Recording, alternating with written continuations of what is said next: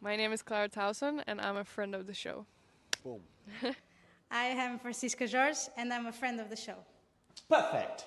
Hi, my name is Susan Leemans and I'm a friend of the show. Boom. Yeah. My name is Zainab Summers and I'm a friend of the show. Boom. Hey guys, my name is Sasha Vickery and I'm a friend of the show. Boom. Hi, my name is Lloyd Harris and I'm a friend of the show. Perfect. Hi, my name is Jan Faria and I'm a friend of the show. Boom. Yes. Take one. Well done. Hi, my name is Jasmine Paolini and I'm a friend of the show. Wow, Jasmine, you got it in one time. Ready? Play.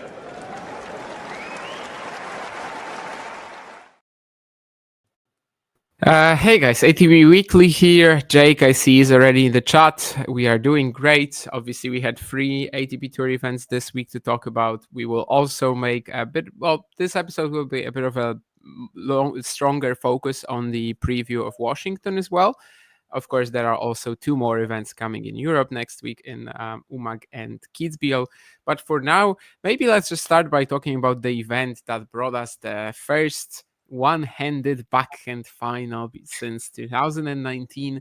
I couldn't believe that it's been that long because, I mean, you get players in finals with one-handers, right? I mean, Dimitrov, Musetti, Tsitsipas. I was thinking one of them had to like clash somewhere. But no, I mean, it was actually Tsitsipas, but it was Tsitsipas defeating Thiem in 2019. But in Los Cabos, obviously, it was neither of these two, as Alexander Kovacevic and Denis Shapovalov faced off. And well, Shapovalov just completely destroyed everybody this week. Yeah, we've seen quite few weeks in the past months with Shapovalov being in, deluxe mode, as well as we have also seen the other side of Shapovalov in other tournaments. But yeah, I mean, he had 1 title until November last year. He has 4 now. He's managed to put together 3 great weeks, starting with Belgrade last year to end the 2024 season, then 2 titles this year. So yeah, I mean, I guess it's been for sure a great week for him. It's always amazing to win a title. I mean, the 4th, so it's not like it's something that happens every week. So it's gonna be, he's gonna be very proud, of course, of the way he played. He really showed the great level. Never been in any sort of trouble. So yeah, I guess for him, maybe it's a bit like trying to translate these couple great weeks he had this year, like Dallas as well. Dallas was even better because of the opposition. And, try to find something maybe in one of these big tournaments that are coming up, trying to win few more matches than he did. And let's see. I guess, this is basically the main question for him, considering that, he's reminded us sometimes that he can play at a very, very, very good level. So, yeah, I mean, great stuff from him, winning this title, another one. But yeah, I also am in this position that I'm still asking questions, like, trying to put together few wins in a bigger event, because it hasn't been the case this year, despite having been able to capture a couple titles. Yeah, it's kind of funny how his career is going, because before the injury and everything, when he was considered a threat in big events, he was actually ridiculed for this, right? That he can't win titles. He only had that 1-50. Yes, a couple of bigger finals as well. And then right now he's just winning titles. But like Gina's suggesting in the chat, like he hadn't won back-to-back matches since Acapulco. He was really struggling to get anything going besides these runs. Dallas was obviously one of the best weeks of his career. This week, very good conditions for him. I think very suitable when the hardcore is like this bouncy and slow. He doesn't rush things as much, but also the opposition. Yes, we have to mention that. Well, Adam Walton is in the top 100. Alexander Kovacevic is in the top 100. So it's not quite like that Isner Newport 2017 run or something like that. But it is still a very soft draw. And for what it's worth, he was able to make a very easy passage out of this. He only averaged 4.5 games lost per every match. So yeah, I mean, he left no left nothing like in question in terms of who was the best player of the week, even though you could say that there perhaps if he was in a different section in a different quarter, he could have had a slightly different experience. And what I'm thinking about right now is that Kovacevic got to the final by defeating Rublev. So that was, I guess, that's a potential option for that drop to be much, much tougher on paper. Rublev, Kovacevic, anything about their weeks? Of course, for Kova, this is his second ATP Tour final, second this year as well after Montpellier. And I think we can see that once the clay and grass season is over, Kovacevic is just like different energy, different person, different like level of even joy on the court. Yeah, curiously, of course, also last time in Montpellier, he had defeated Rublev in the semifinals. So, I mean, a matchup he has kind of enjoyed this year. And I also can see why. I mean, it's been for sure a good week. Of course, we are watching him back in, a more comfortable situation for him. We can also argue that, he also won in Capcana. So it's not like after that, final run in Montpellier, he hasn't had any good result. Of course, his, clay grass season were disappointing. But I mean, now we're back on, it matters, but till a certain extent. I mean, because hard courts, you can play on hard courts a lot, basically for most of the year. So let's see what he's going to do next. But yeah, it's been a very, very great week because, after the first match, he then got inside his groove. And then against Rublev was a bit shaky this week. He was nearly out in the previous round against Emilio Nava as well. But still, you have to complete a win. He was a set down. So, I mean, it really, wasn't an easy task, especially after losing the first set to be back in the mode and also, saving those break points in the third set. Rublev had a couple. Also, deleting from his mind also the lots of opportunity he missed, especially in the third set. Rublev had held from love 40 at one point, saving 4 break points. It could have been a turning point, for example. But yeah, I mean, he is a player that has shown to have quite good ceiling, actually. He's able to do things very well in some weeks. And we see now, of course, it's a part of the season he should enjoy. So, I mean, I'm very interesting to see if he's able to cause some damage here and there in some of the next tournaments. But yeah, focusing on this week, of course, getting that big of a win and reaching another final. Unfortunately, the second hasn't been lucky as the first hasn't been lucky as well. But, he's shown that probably there's going to be an opportunity for him. So. Yeah, that's another player who really enjoys these slower Mexican hard courts for sure. The quarterfinals in Los Cabos in 2023, quarterfinals in 2024. Now he goes 2 steps further. And I guess, we've already gotten used to this format of the season for Kova, where he basically just disappears for the entire summer and then reappears when the hard courts are there. But, as long as it makes him like stay in the top 100, and this year, obviously, with the finals, with the Capcana title, that he definitely will be finishing in the top 100. I suppose that's perfectly fine, and he won't be complaining about it. Although in the future, at least maybe on grass, he can find a way to improve. We'll see. I think that's probably going to be it from Los Cabos. Of course, that was an event that for European time zones has been difficult to watch. Depends on the year, but this year I actually got to see quite a lot of the last few rounds, but only because I was waking up very early. So I wasn't staying up to watch it. I was actually waking up to watch it. And of course, the final was on Saturday. So. Yeah, no, I mean, also the semifinal, of course, between Rublev and Kovacevic, like I got up, it was, we were very much in the middle of it. So yeah, I managed to watch more than previous years as well. Exactly. Wasn't as bad as some years for me as well.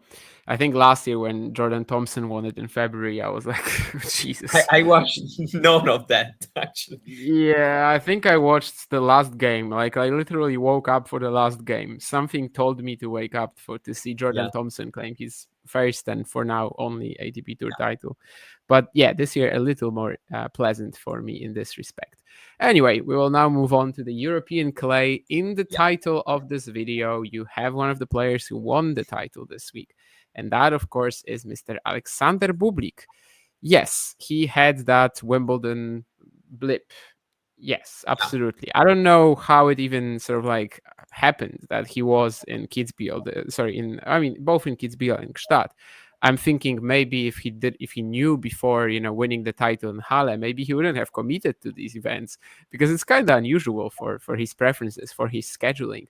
But then again, this season, Alexander Bublik has been a beast on clay, and now he is also able to pick up a title on the main tour. So of course, after winning Turin the 175, now also at 250, amazing. Yeah, absolutely. Won titles, and as you say, 175, 250 on clay, then also of course Halle on grass for the second time. It's playing very, very well. Wimbledon. I mean, of course, he was the favorite in that match, but we can argue he had, for being a seeded player, he didn't have the easiest possible opponent. So, probably also had, big expectations from himself. I don't know, something got inside him. He was a bit more tense than usual at Wimbledon. I saw him. I was not used to that. He's fully committed, actually. And this is paying off. He also, like using all this, let's say, these variety and possibilities that he has in the right way, like not escaping away from points as we've seen him, do him in some bad patches of his career, and just like using all his tools with the main goal of winning the point, winning the game, winning the match. And yeah, of course, serving that way, but also, managing the baseline rally as well. Backhand, incredible, incredibly solid as well, but at the same time with such firepower, really great. Today wasn't easy because, we will talk about his opponent as well, but, the challenges he had to face today, I don't know if other times in his career he would have been, able to stay in the match this way and to not get particularly rattled at the situation. I would say he's for sure being one of the best players right now. And, one can only try to see if this will continue also on the hard courts. On hard courts, I would say the competition is even higher, even more difficult. I think, many players that are in, let's say, 10, 30 range in the ranking play very, very well on it. And maybe, on grass and clay, you have some of these players not being particularly comfortable, at least, in one of these two surfaces.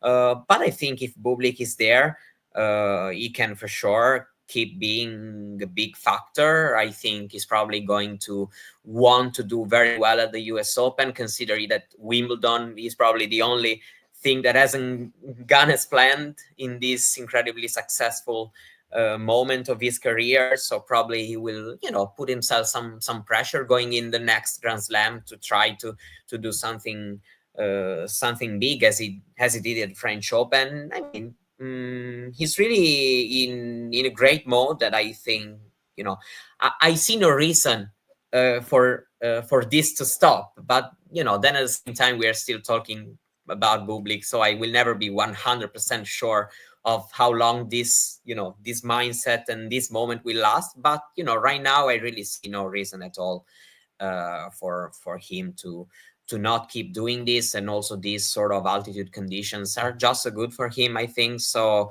also maybe trying to get a bigger ranking I think can help it. Not that it really needs it, because once he gets the seed at a slam, more or less, the ranking situation is safe. So I kind of agree with you that he probably wouldn't have committed at first, but at the same time, losing early at Wimbledon still gave him the chance to, to come here in any case and, win this title.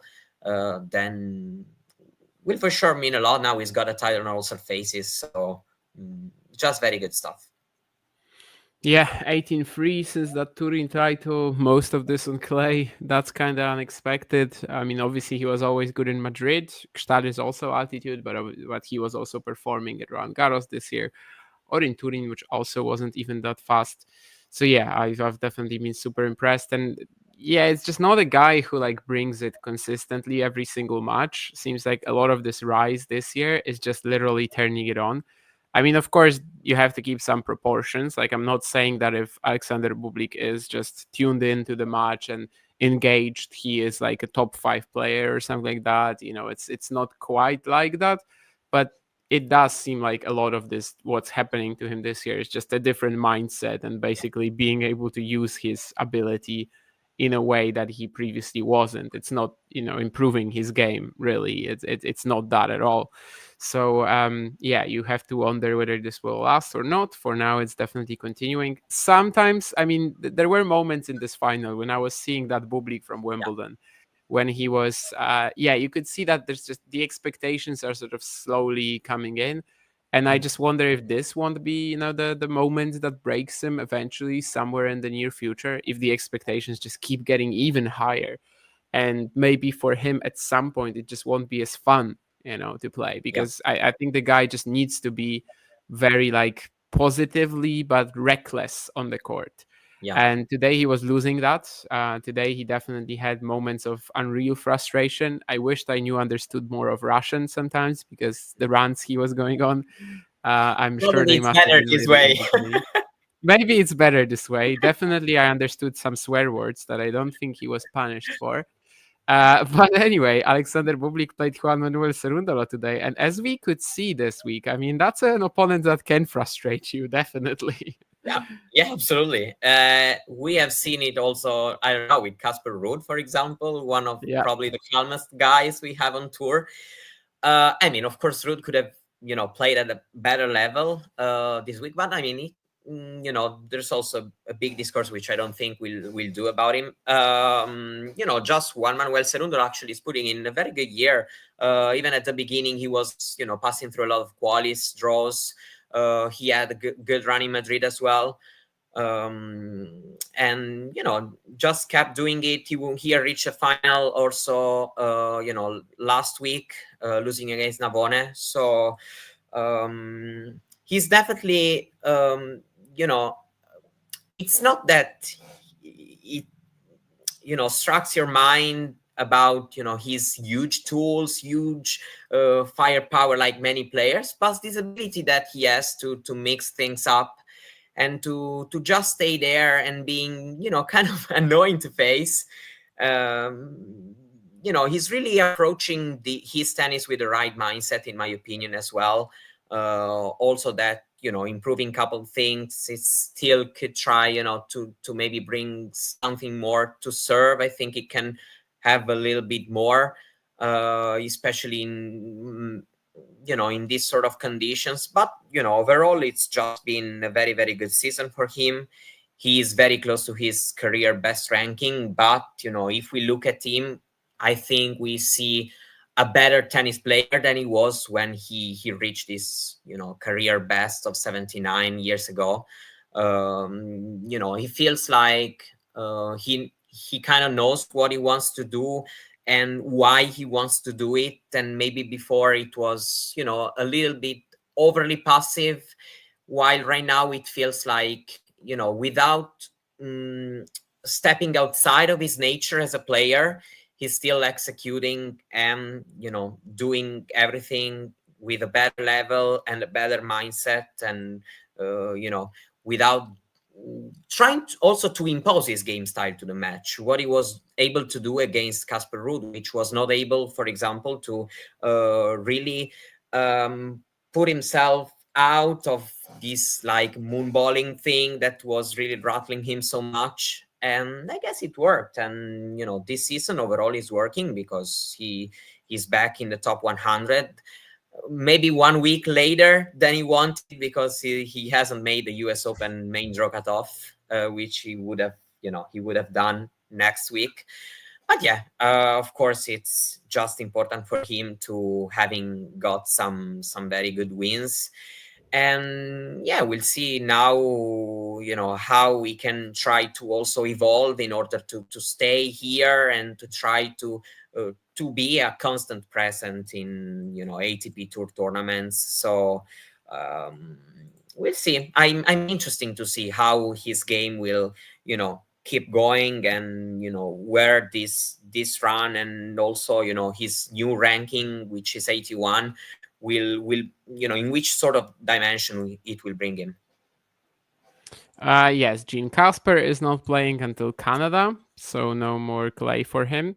Yeah, a lot of the things that you just said, I feel like you were watching the watch along that I was doing on Saturday with James, because basically a lot of these takes, I basically said the same, that 4 years ago when he won Cordoba, he was nobody compared to the player that he is right now, which is pretty funny because that was the biggest result of his career. And yet, I think over the years, he's definitely done a good job developing, just slightly increasing, his aggression, his ability to play offensively, and just not have to rely on that one quirk that he won Cordoba on. I was frustrated when I was watching that Rude match, because that was just not the Juan Manuel Cerundolo that I've been watching the last 2 or 3 years. I mean, that was just literally once more that moonball guy who does nothing else, and yet somehow it worked. But then against Busa, I thought he was much sharper. Even the serve that you mentioned, I mean, I know altitude, but some of the bombs he was dropping down the tee, I mean, I didn't know what I was even watching. When Juan Manuel Cerundolo has a game in like minute and 15 seconds, 4 big serves. I think second serve set point up in the first set, he also goes for a big ace down the tee. What the hell's happening, But yeah, the other matches than the big win against Rude, which is also the biggest win of his career, the other matches were actually much more representative to me of what Cerundolo has done over the years and kind of how he has developed. Probably I chose to believe that he I don't know, I chose to believe he kind of did it on purpose, but I know maybe I'm wrong. I don't know. Yeah, I mean, he did it on purpose, or he was just playing against somebody like Rude and he was afraid enough of his ball that he probably like also because there was that long patch of rough games. Rude was really entering his groove, like 6-1 second set 3-love, so probably also got you can get a bit scary at at this rough moment in the match. I don't know, I chose to believe it was somehow made on purpose to try to rattle him. Probably it wasn't working anymore what he was doing, but yeah, I mean, that's true, absolutely. I mean, the player we are watching now is an upgraded version of what he was when he previously reached his best ranking. That also to say that not always the career high or the best ranking really shows where you were at your peak and what was your your best level.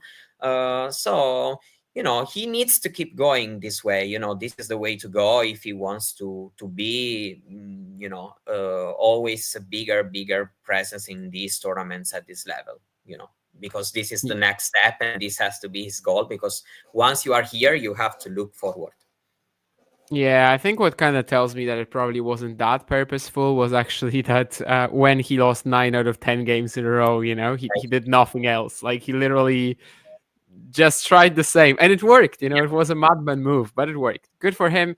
I enjoyed all the other performances much more, and I do think he is definitely playing at a top 100-ish level this year. Anyway, one more event from Europe to talk about. That was obviously in Gstaad, where we had Luciano Dardelli and Jesper de Jong coming up against each other in the final. We had that brilliant story this week where Juan Manuel Cerundolo was in the semis, Fran Cerundolo was in the semis, but in the end, Dardelli defeated Fran and ended up beating Jesper de Jong as well. So, of course, for Luciano, this is already his second ATP Tour title of the season, which is pretty massive. And this is probably another case of, player. I think being better right now than where he was, at his best ranking, because, we've seen this year, there was a, start which was not that promising, but then after, especially Naples Challenger, and then he won the title in Marrakesh, and then also came to the grass. Actually, we saw last year some interesting things on the grass, a couple, tight losses, for example, in 24 against Struff, and Struff, was a way bigger version of himself than it is this year. Yeah. So we had already seen some interesting stuff, but this year he actually started getting wins, got a couple wins at Wimbledon, and also his loss against Thompson, was a good match, good fight. So we're really watching a better version of himself. He's really settling at this level, and it makes sense with the tools he has, because his serve has really improved a lot. And, we always known about his forehand potentially being lethal, but also, when he has to be forced to play on the backhand side, he really not loses, much court, talking about depth anymore, as maybe it used to happen a bit more in the past. So it's definitely huge. He's also being great in, overcoming challenges in this tournament, being there mentally, against Cerundolo in the semis, for example. But also today, the start was, oh my God, the Young won the first 13 points of the match until, 3-love, 15-love. And then, he was able, of course, just to reset all of a sudden. I mean, of course, I know it was 13-0, but it was just, the beginning of the match. But I don't know, once you're in a final, it can, start getting to you. And, defeated an opponent who has played great tennis this week. And overall, a very, very good week for him, which just, keeps showing me that he's developing as a player. He's here to stay in this position. Of course, he has become, incredibly consistent on the clay. I was watching, with players outside the top 30 ATP level. He is like 14-1 this year, which is kind of impressive considering, how many good players there are also outside the top 30. And so, he's just very, very tough to beat in these conditions. But at the same time, also having watched his good grass season, everything comes in a very, very nice picture. And, I can't wait to see more, because I really think he can keep developing and probably trying to get back where he was ranking wise, hopefully with, a better set of tools, which is having right now compared to last year. So, I'm much more confident right now than what I was in the past. And, all good news, I would say. Yeah, I mean, the only reason he's not ranked as high as he was last year is because he's defending like nothing until the end of the season. The only win he got, I think, was against Team on hard courts or something like that. No, he also beat Tabilo in Cincinnati, but basically that's it. So yeah, I mean, 2024 was really good for him, like sort of like around mid-year, because he had the early 2024 points and then also 2023 from challengers. So when that got mixed up, that was enough for a 32, I think, career high. But for now, that's obviously fine. And yeah, indeed, I do think he is doing better, kind of similar to Navone, who broke through in the same sort of like time frame like Dardelli, but then basically is playing better tennis right now, and the rankings haven't quite reflected that yet. Jesper de Jong has a horrible photo here, but we have to give him a shout out. My boy Jesper making the final. Outside the top 100 right now, but of course he also broke it this year and has been hanging in there somewhere. There's that Montpellier connection, like with Kova, where he also made his first semi at that week, and now he made another, but he was also able to make his first final now. I honestly didn't really see the Gstaad final, so I'm not sure what happened there. I just automatically assumed that Dardelli was going to win it. Sorry, Jesper, but that's how much I respect Luciano right now. That's the truth. And well, it was 3 sets, so at least it was a good fight. And we can also argue that, considering how we entered this tournament, probably Dardelli was probably even the main pick. I don't know, considering the form of the players and the conditions. I don't know. It definitely makes very much sense that he won this title. Talking about the young, great week. Played at a fantastic level, especially the match against Grigspor. It was fantastic tennis from him.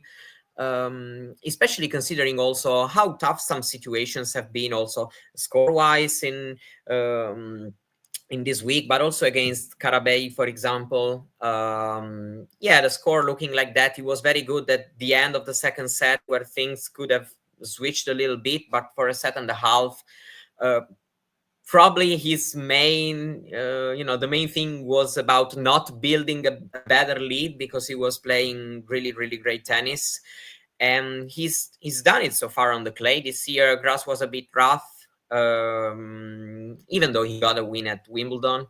But yeah, getting back on the clay, the level got there again. And it's just been a very good year. He's slowly developing, slowly growing.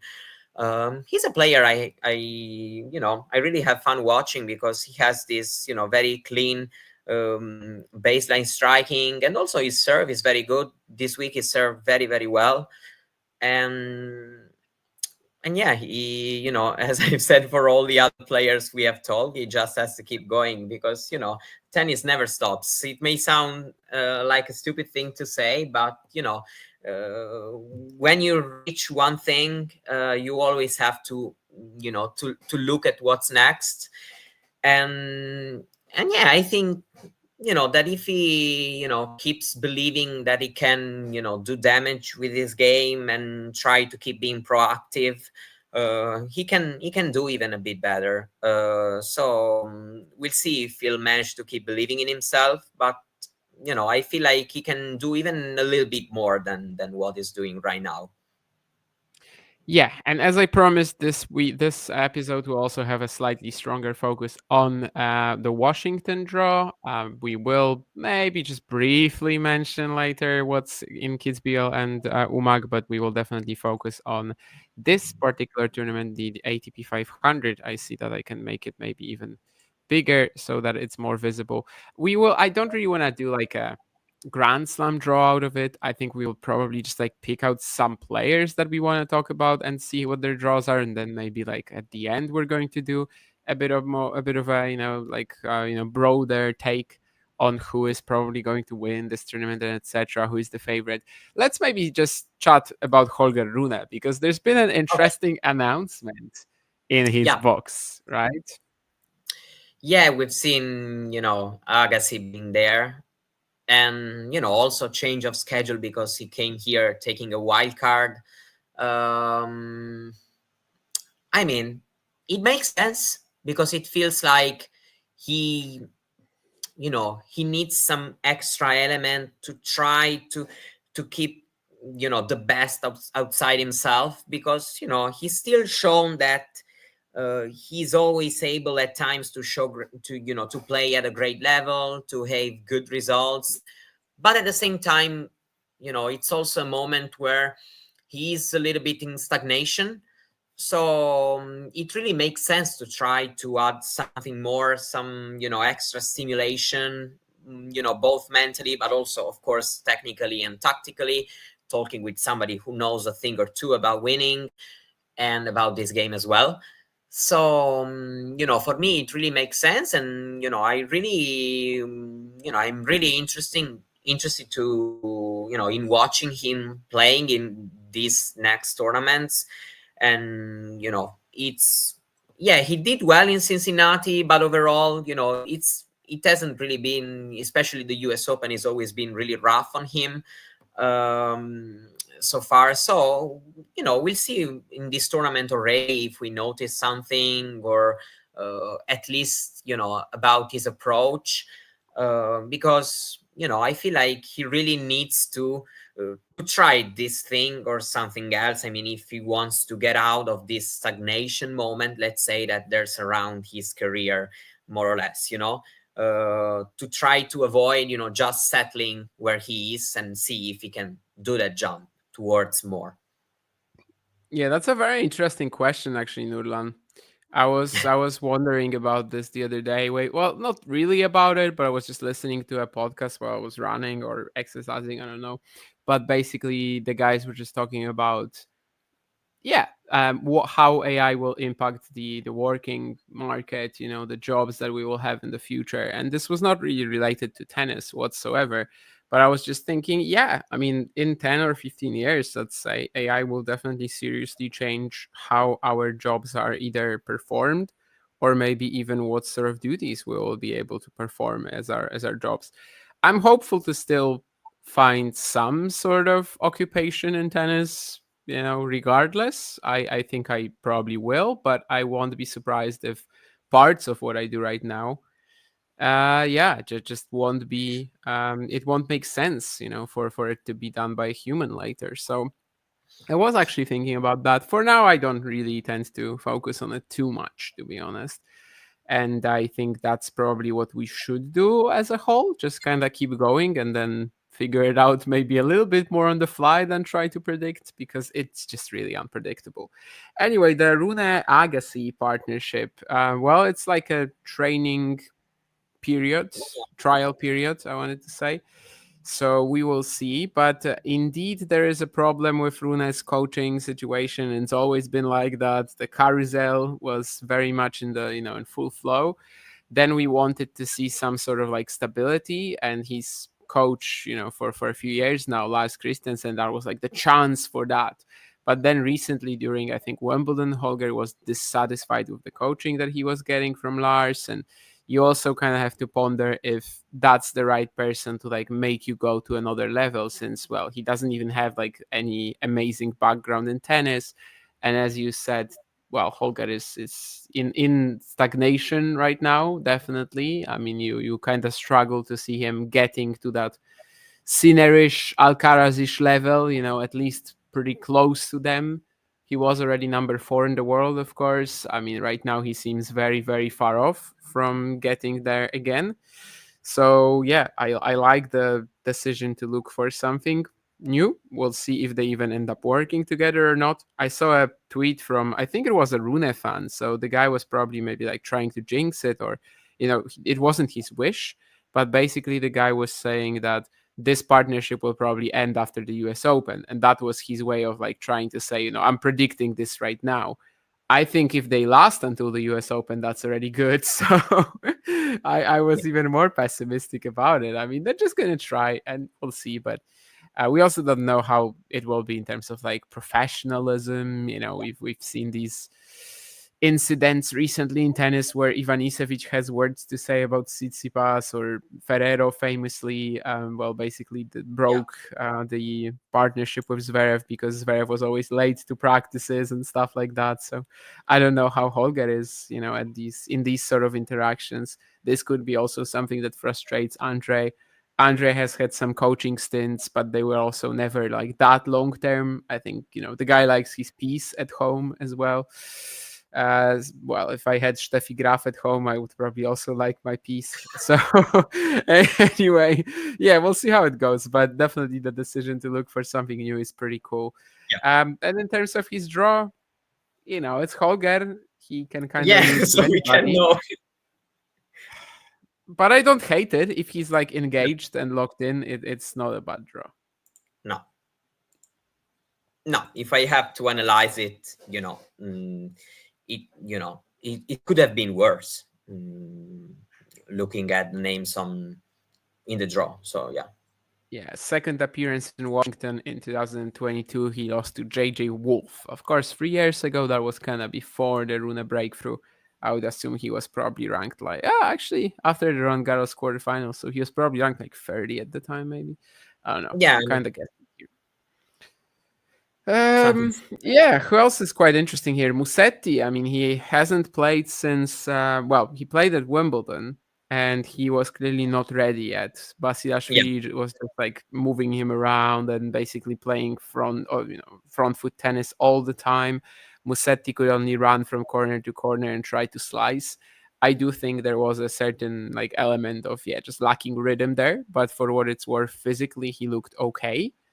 So now he is going to appear in Washington, and he might actually face Brandon Nakashima, which would be funny because Wimbledon round 3 was also when they were supposed to play. But Lorenzo, he is in an interesting spot as well, because I was talking about this with James on the watch along yesterday, but he is presently in a good position to qualify for Turin. But with his hardcourt results from the past, it's not a given. And if he's going to put in a good campaign, maybe it has to start in Washington already. Yeah, absolutely. Washington and Canada as well, considering all these, withdrawals, will for sure feel a great opportunity to gain points. I also know, his coach, Tarini, gave also an interview. Apparently, he also got sick a couple of days before Wimbledon, so he had kind of... So that's why he pulled out of the exhibition? Yeah. So he had some sort of setback from that point of view. So yeah, I'm not really taking into consideration what happened there. You're talking about the hard courts, of course. Let's say that, of course, this year expectations are completely different, because when you enter the top 10, actually has been, very close also to that top 5, being also number 6. So, it's a really strong position. Expectations rise, in a tournament like Washington.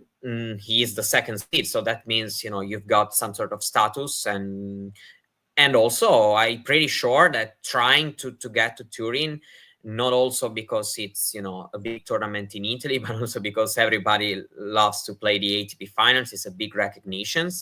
It has to be his goal because of the quantity of points he has right now and the kind of position he finds himself in.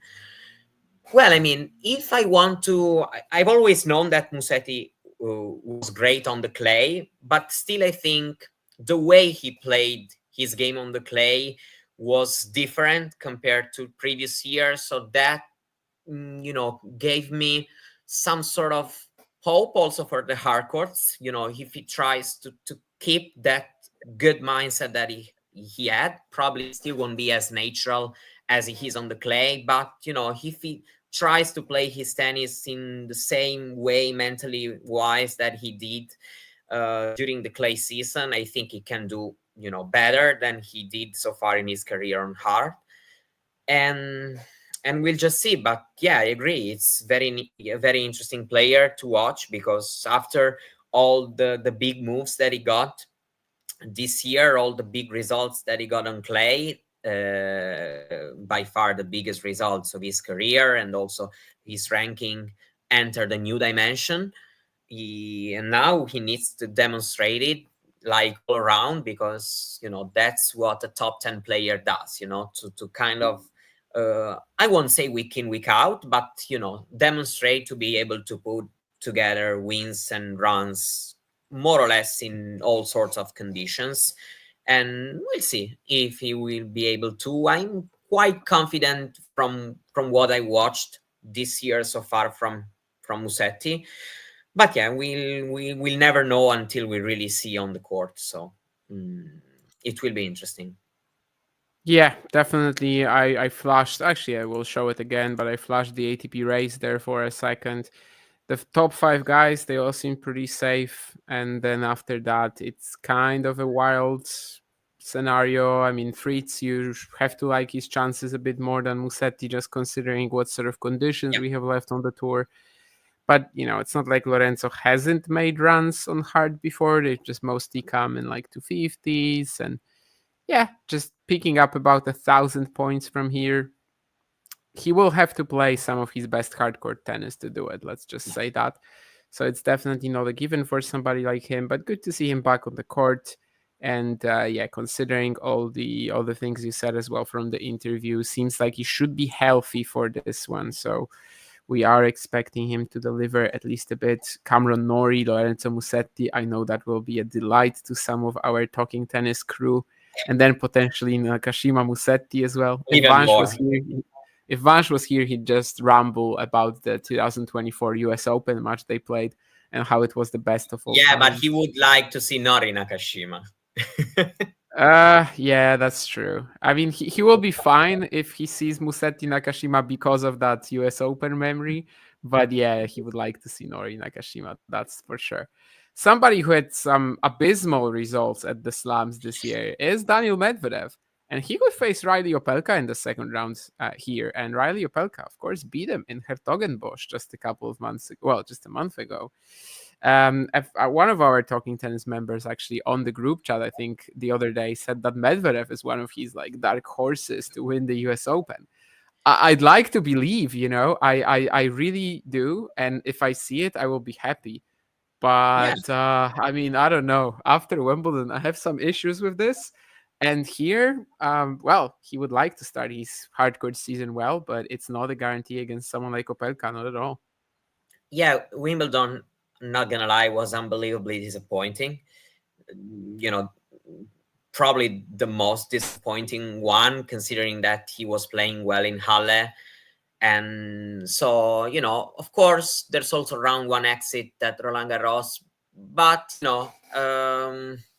okay, you take it. But at Wimbledon, there was the feeling that also the draw, the quarter, but I'm not even talking about, a huge run, but losing round one after kind of playing, good tennis on the surface, was very, very disappointing, especially, from himself, finding yourself right now in the season with just one win at Grand Slams, and, there's only one left for Daniil. It's really not a position he's used to be in.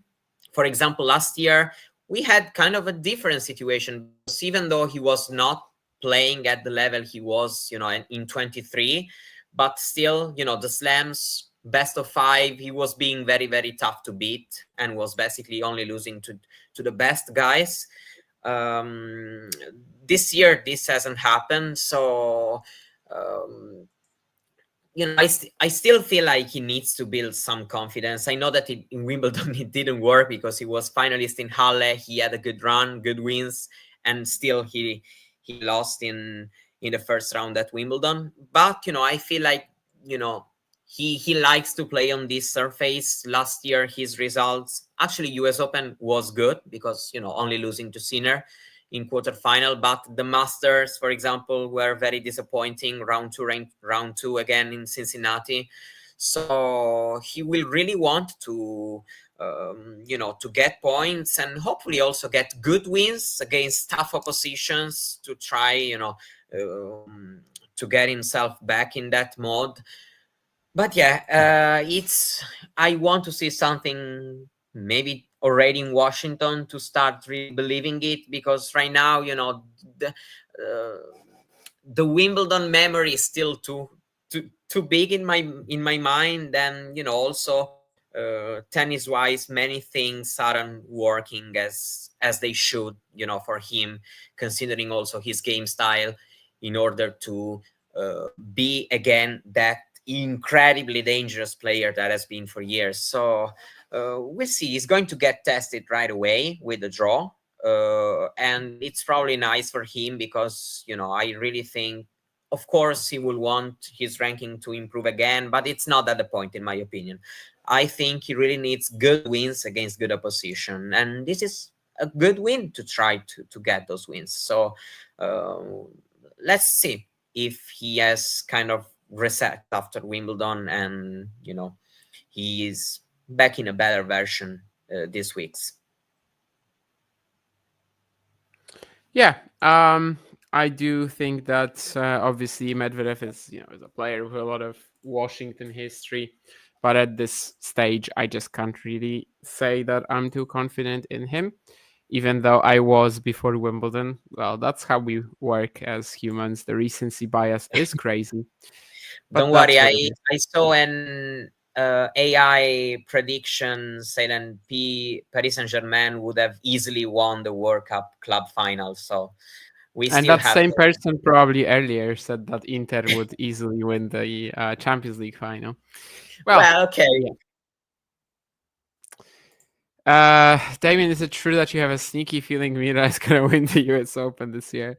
I wasn't really thinking too much about it. I think it's quite, yeah. I mean, on the women's side, I think there's like 6-ish contenders that are pretty similar level to me. So it will probably be more about the draw, even more about the draw than what I see in Canada Cincy, to be honest.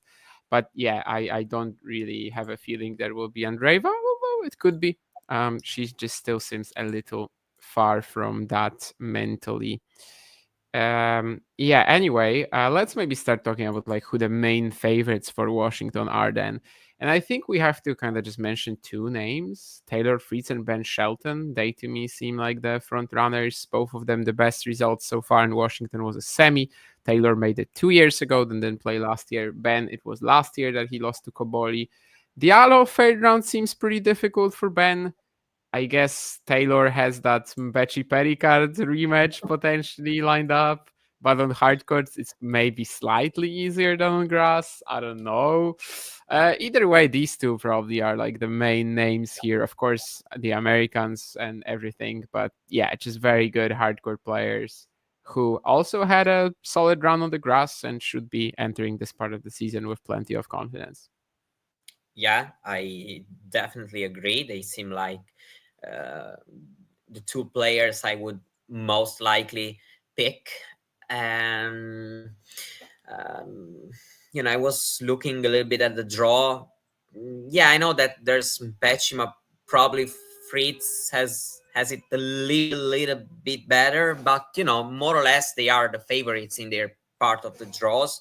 There's gonna be challenges, of course. This is 500. Many players who do well on hard courts are here, so there's really no, let's say, cakewalk. So yeah, definitely they are the two players with the best pedigree and also best form right now. Both of them had the very good Wimbledon, and Fritz really gave a big answer in the grass season. And there's really no reason for me to think he won't perform well on the hard courts right now, considering that he seems like having surpassed all those minor injury stuff that he had in the first part of the season, and then maybe also came to clay with low on confidence, and so maybe that wasn't easy for him. But once we got back on the grass, he seemed back fully healthy, trusting himself.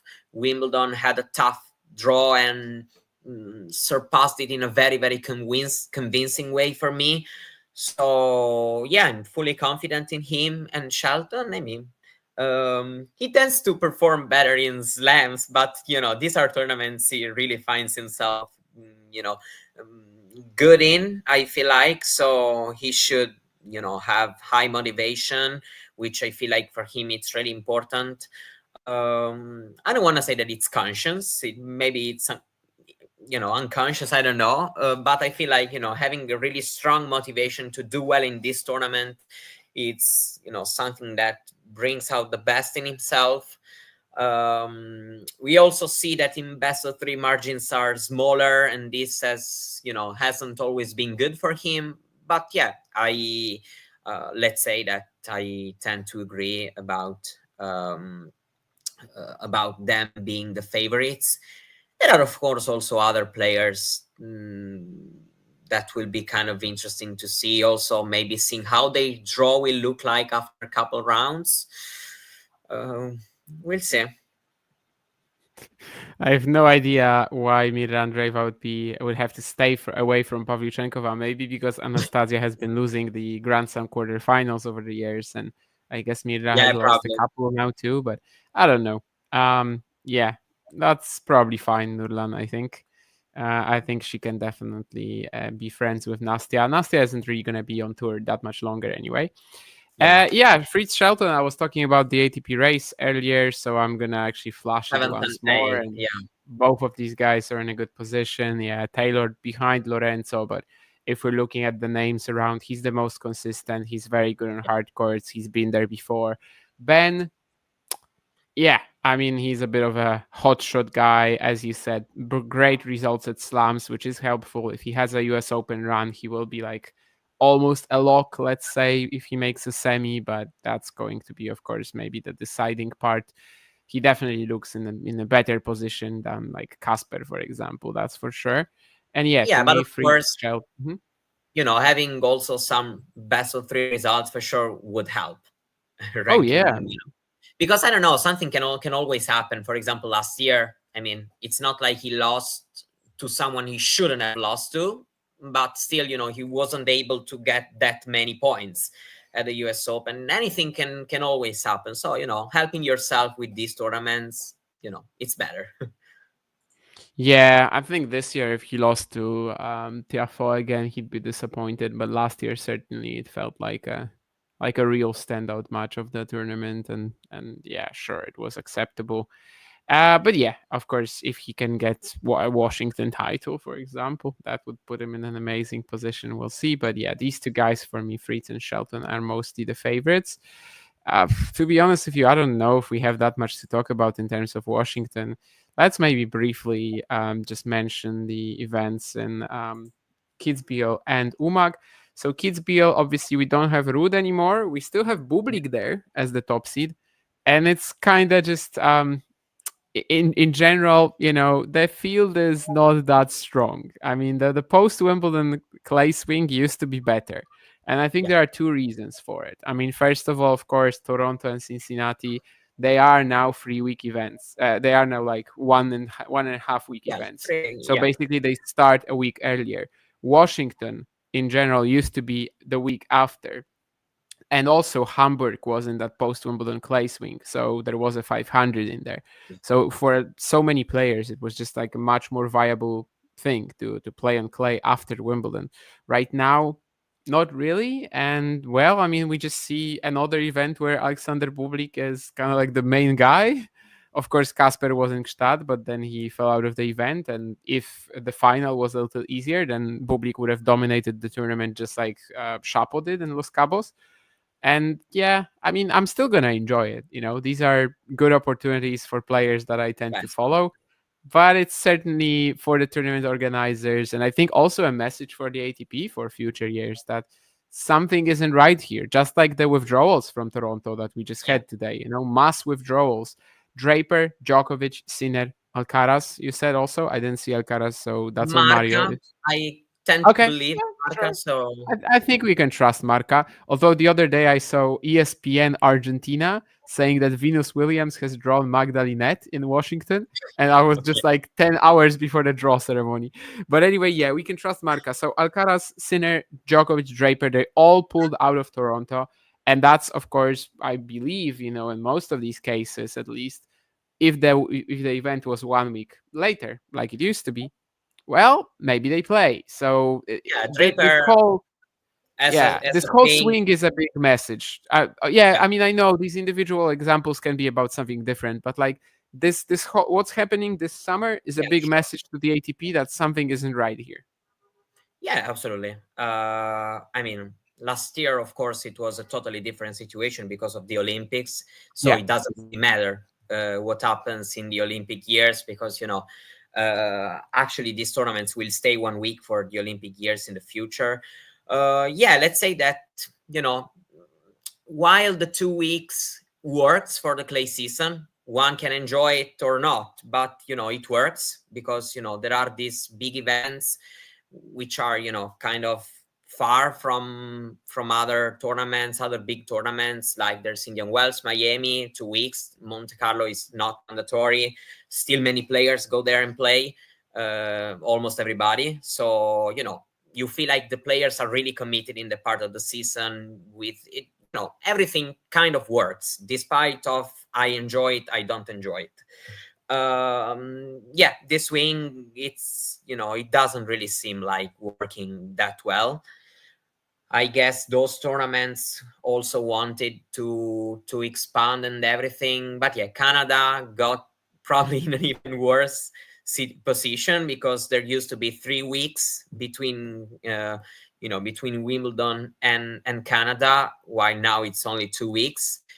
And also these tournaments, it feels like, also Hamburg, okay. The tournament, had other dates this year, but still the week before French Open, so it's not like it was,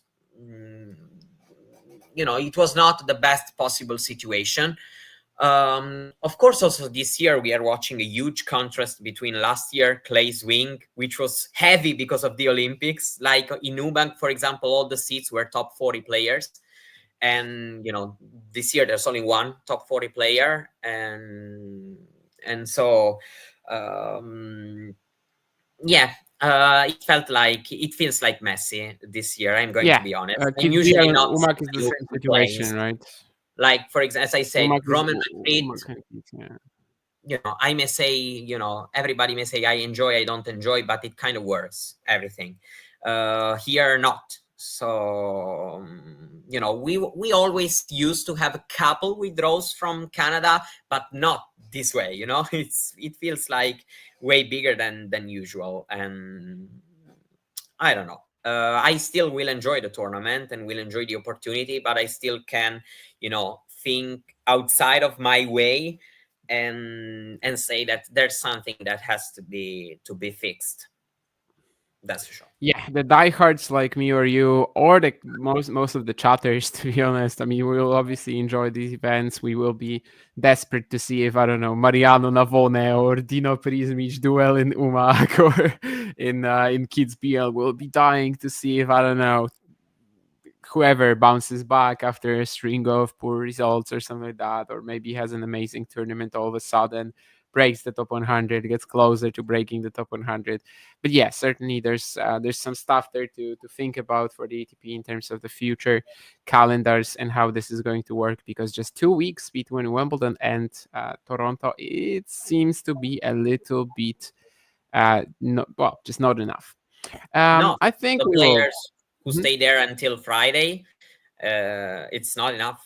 I mean, Fritz is going to be the only player who was in the semis and will play all these tournaments. But yeah, I mean, Fritz is also another kind of discourse. Like if we think about Sinner, Alcaraz, Djokovic, not just Wimbledon, but all the heavy swing they had, because also Roland Garros, Wimbledon, it's very close, but of course it's 2 slams.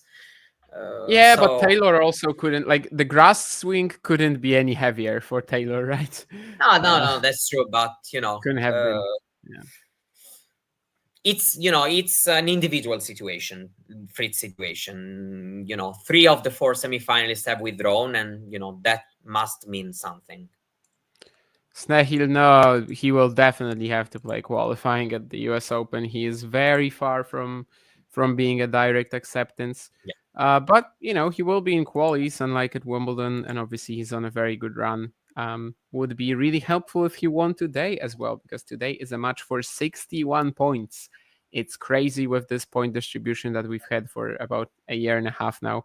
But 64 points for reaching the final and 61 for winning it at 1-5. So I was in shock, actually. Like it should be, for me, reasonably, it should be like 80. Yeah, 75, 125 was my kind of like 75, idea. 125. Yeah. That's how it used to be as well, right? Yeah. I think that's how it used to be. 1-5 for and that's fair. I mean, I understand that winning the title has to be just promoted, but I don't think it should be promoted. Sure, but this much. If you look at points distribution at 250, 500s, 1000 tournaments, slams, you never have half the points for. You kind of used to, but you not have the points. Yeah, you're right. But that's how the ATP changed it at the start of 2024, right? To basically reward ATP Tour results more than challengers, to give some of the players outside the top 100 an incentive to play the ATP events. Yeah, I mean, for me, it's just not enough. But no. Will Nagal be even able to play qualifying at the US Open? Let me see, but with his ranking, definitely not. I don't think he has a PR, no? Yeah, no, he wasn't gone. So yeah, I don't think so. Let me just make sure very quickly, but I doubt it. So 287. Yeah, definitely not. He will not be at the US Open. But honestly, that's not even bad for him. I mean, probably what's better for him right now is just to play a regular schedule and get rhythm back. like for Prismic was a great example of this. Like I was actually happy that Prismic is not in Wimbledon qualifying because he could play Milan at the time, and that just worked out much better. If he beat Cecchinato in the final, that would have been even better. But losing round 1 at Wimbledon, if you don't have to worry about money, it was actually better for him to play the challenger. Does Nagel have to worry about money right now? I don't know. 2 years ago, obviously he had to. There were some big stories in the media about that. But right now, I don't know. Anyway, speaking of Dino Prismic, he will be playing in San Marino in literally just a moment, I think.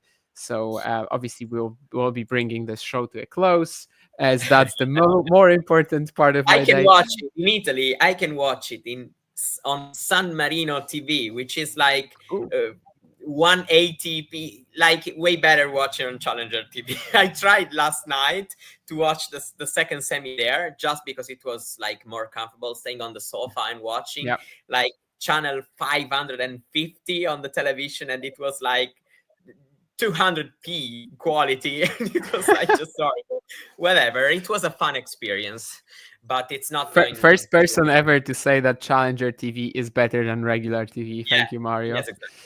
Yeah, I didn't know there's something like this. I was expecting you to say like Super Tennis or something like that, but me neither before this tournament.